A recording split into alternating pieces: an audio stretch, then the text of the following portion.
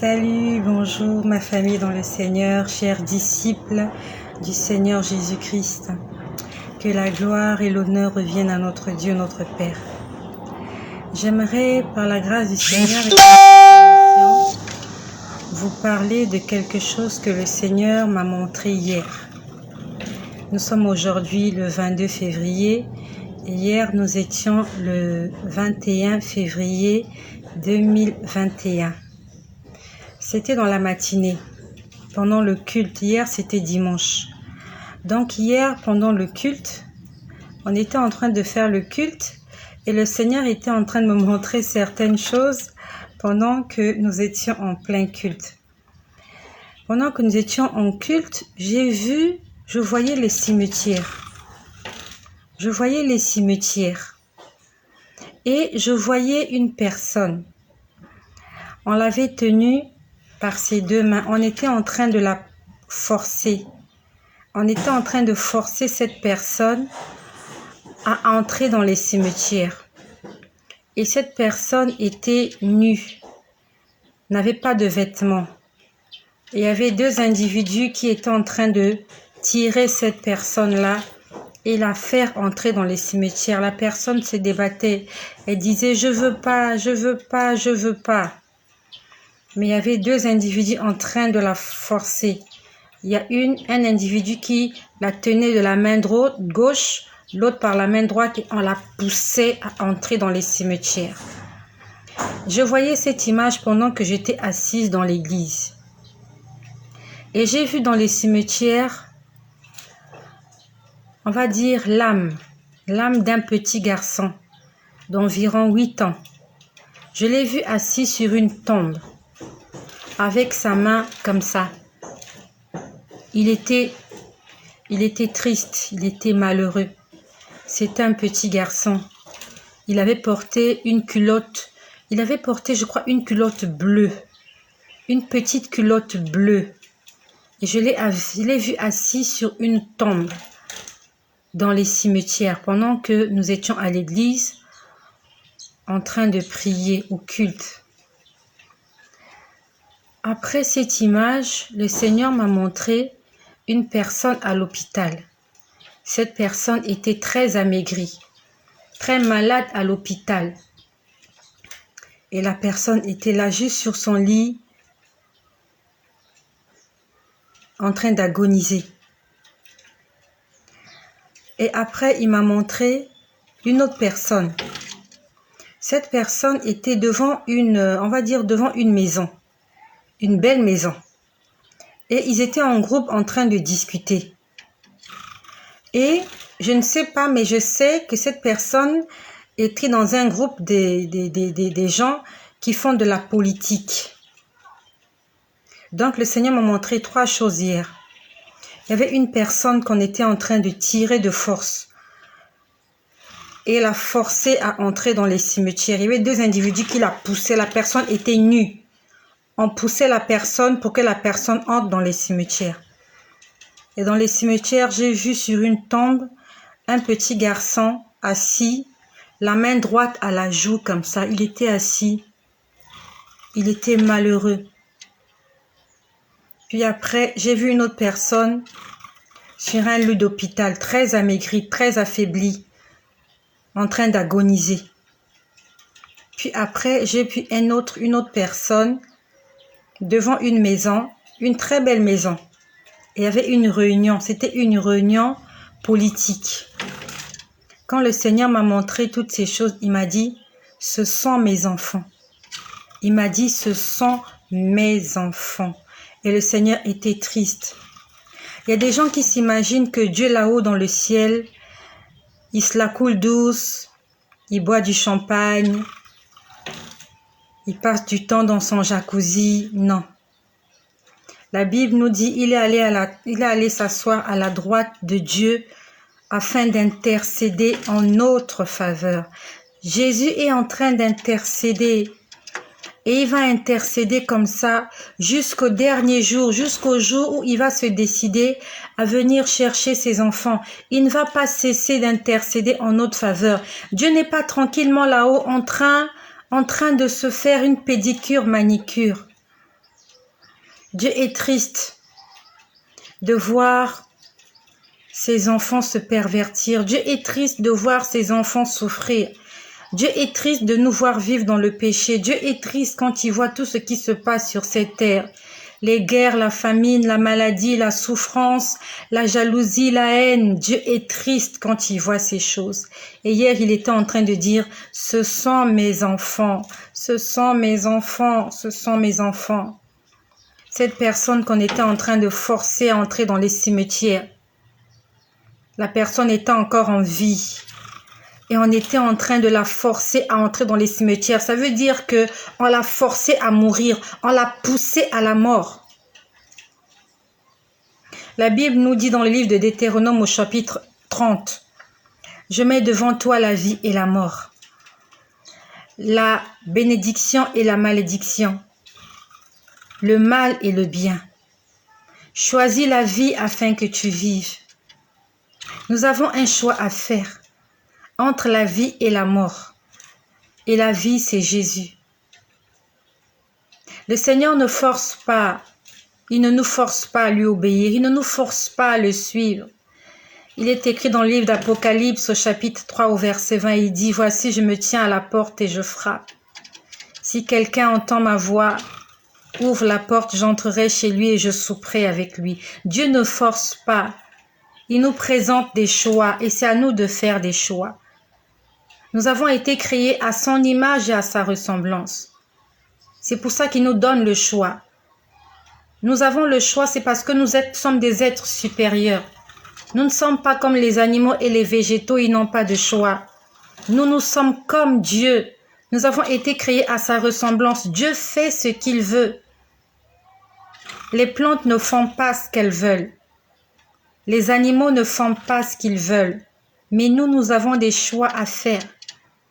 Quel est le choix que tu fais? Si tu choisis la vie, alors tu vas vivre. Si tu choisis Jésus, alors tu vas vivre. Si tu choisis la mort, tu vas mourir. Si tu choisis la désobéissance, tu vas mourir. Toujours dans Deutéronome au chapitre 30, Dieu dit, « Ce commandement que je te prescris aujourd'hui n'est certainement pas au-dessus de tes forces. » Le commandement que Dieu nous prescrit n'est pas au-dessus de nos forces. Il dit, cela n'est pas hors de ta portée. Ce que Dieu nous demande de faire n'est pas difficile à faire. Il nous demande de le faire parce que nous pouvons le faire. Il a dit que nous ne serons pas tentés au-delà de nos forces. Dieu nous présente des choses qui sont à notre portée. Il a dit, ce que je te prescris aujourd'hui n'est pas au ciel pour que tu ne dises pas qui montera pour nous le chercher. Le commandement que je te donne aujourd'hui n'est pas de l'autre côté de la mer pour que tu ne dises pas qui ira et qui nous l'emmènera afin de nous le faire entendre. Il dit, c'est une chose au contraire qui est tout près de toi. Cette chose est si près de toi, cette chose est dans ta bouche, cette chose est dans ton cœur afin que tu la mettes en pratique. Les commandements de Dieu sont dans nos cœurs, afin que nous puissions les mettre en pratique. Ce n'est pas loin. Les commandements de Dieu ne sont pas loin, c'est juste là. Afin de les mettre en pratique, pas seulement de les écouter, pas seulement de les réciter, mais de les mettre en pratique. Faisons des choix. Nous avons un choix à faire. Et faisons le bon choix. Dans Jacques au chapitre 2 au verset 10, il est écrit « Quiconque observe la loi, mais pêche contre un commandement, est coupable de tous. » Quiconque observe la loi, quiconque obéit à ce livre, c'est la Bible. Quiconque obéit à la loi et pêche contre un seul est coupable de tous, est coupable de tous les commandements. Adam et Ève n'ont pas commis des milliards de commandements. Toi et moi, nous sommes 1000 fois plus souillés qu'Adam et Ève. Adam et Ève n'ont commis qu'un seul péché, la désobéissance. Ils n'ont pas menti, ils n'ont pas volé, ils n'ont pas tué, Ils n'ont pas commis l'adultère. Ils n'ont pas commis l'impudicité. Ils n'ont pas été ivrognes. Ils ont juste désobéi. On leur a dit ne mangez pas. Ils ont mangé. Et toi aujourd'hui, je ne sais pas combien de péchés tu as. Je te laisse essayer de compter le nombre de péchés que tu as. Un jour, tu vas t'amuser, tu prends un bout de papier, essaie de mentionner tous les péchés que tu as commis, que tu connais. Tu les écris, mensonge, vol, hypocrisie, critique, murmure, insulte. La Bible dit, quiconque observe toute la loi et pêche contre un est coupable de tous. Pour une obéissance, Adam et Ève ont été chassés du jardin d'Éden. À combien plus forte raison, toi, tu en as peut-être 500 000 péchés. Tu en as 500 000, même il y a des péchés que tu commets là qui n'existent même pas dans la Bible. Il y a des péchés que tu commets là qui n'ont même pas de nom. Toi-même, tu connais le nom.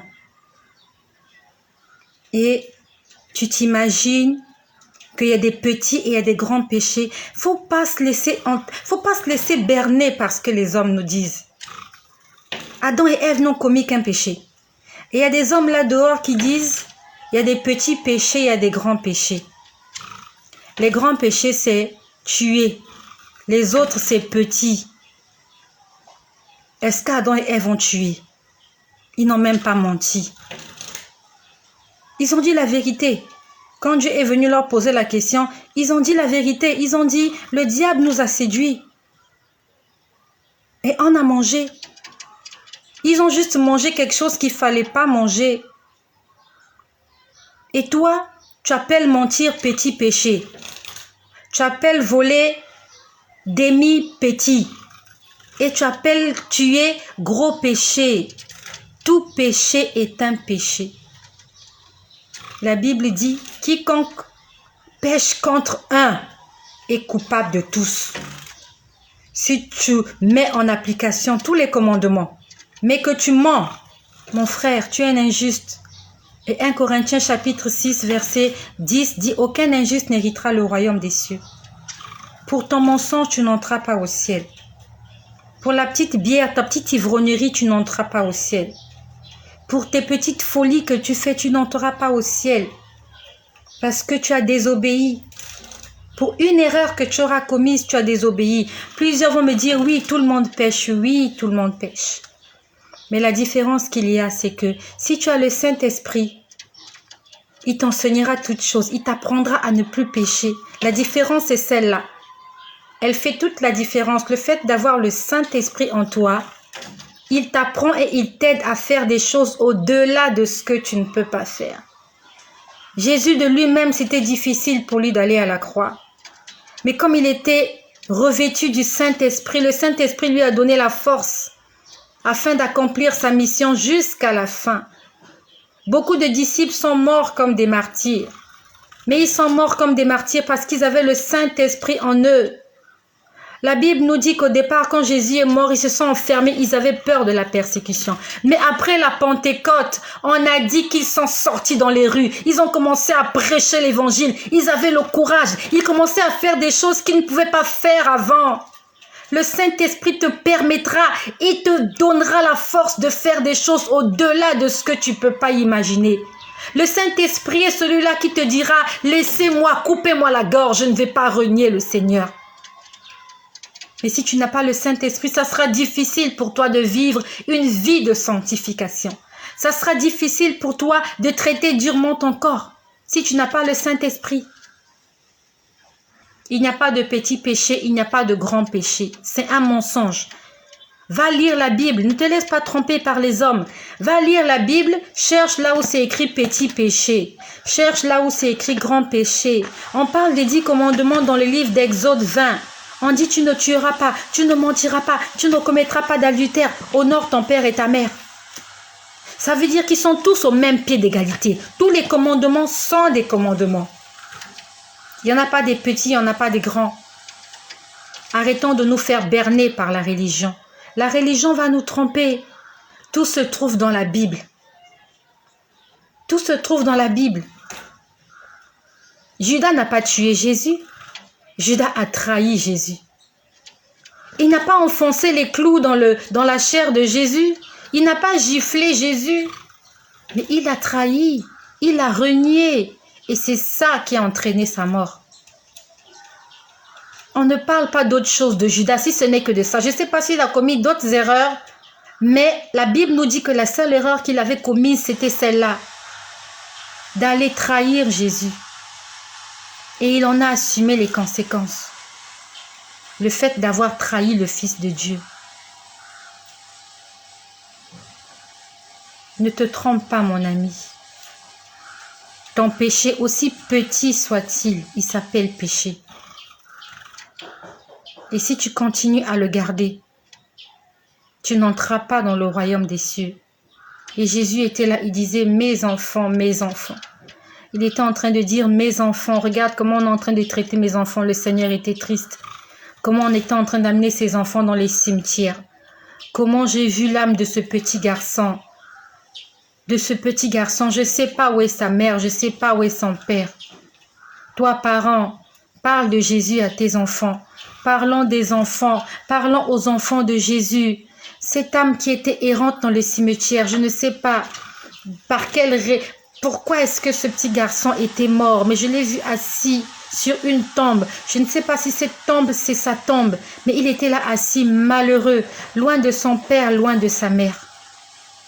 Et c'est comme ça que plusieurs, quand ils auront quitté la terre, ils n'auront pas de domicile, ils n'auront pas d'endroit où aller. Et ils auront leur âme en train de errer dans les rues, dans les ruelles, dans les quartiers, dans les tombes, sur les cimetières. C'est comme ça que tu aimerais passer ton éternité en train de errer comme un vagabond.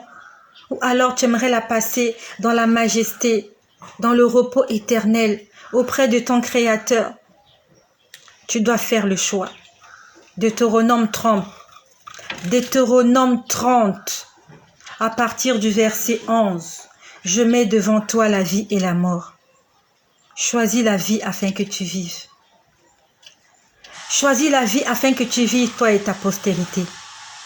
Mais si ton cœur se détourne, si tu n'obéis pas, et si tu te laisses entraîner à te prosterner devant d'autres dieux, Dieu déclare que tu périras.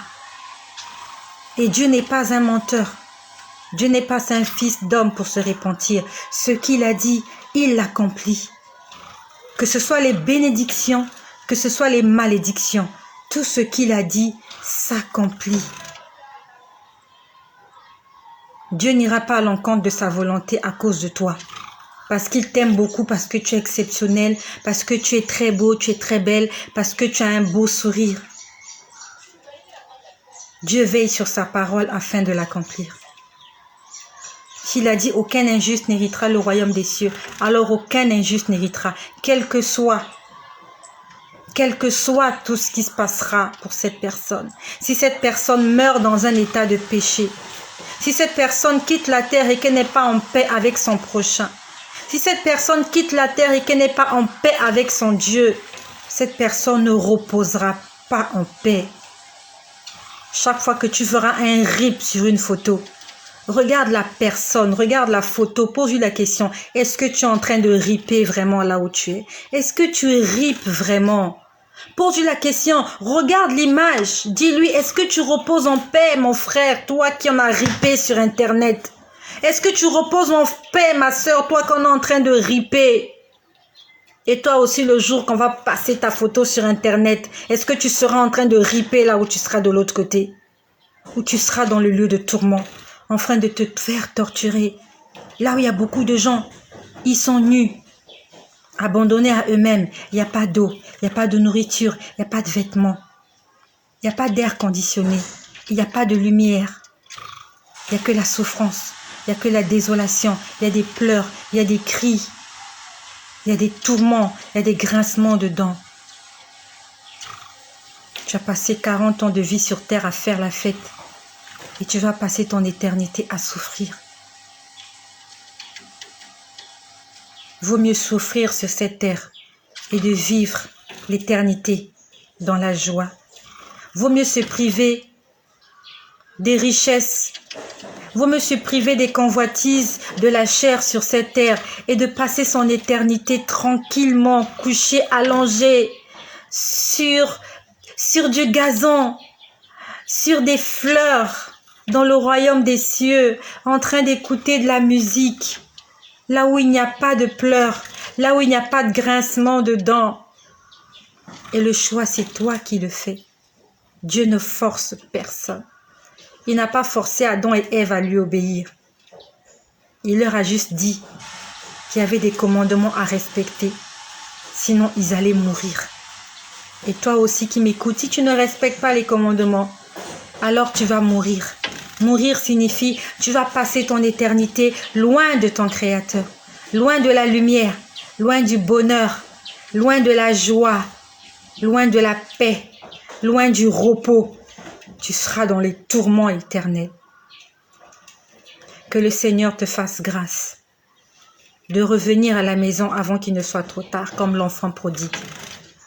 Sois béni et surtout, médite sur ce que tu viens d'écouter et partage-le à quelqu'un aussi qui en a besoin. Soyez bénis chez vous, au nom puissant de Jésus.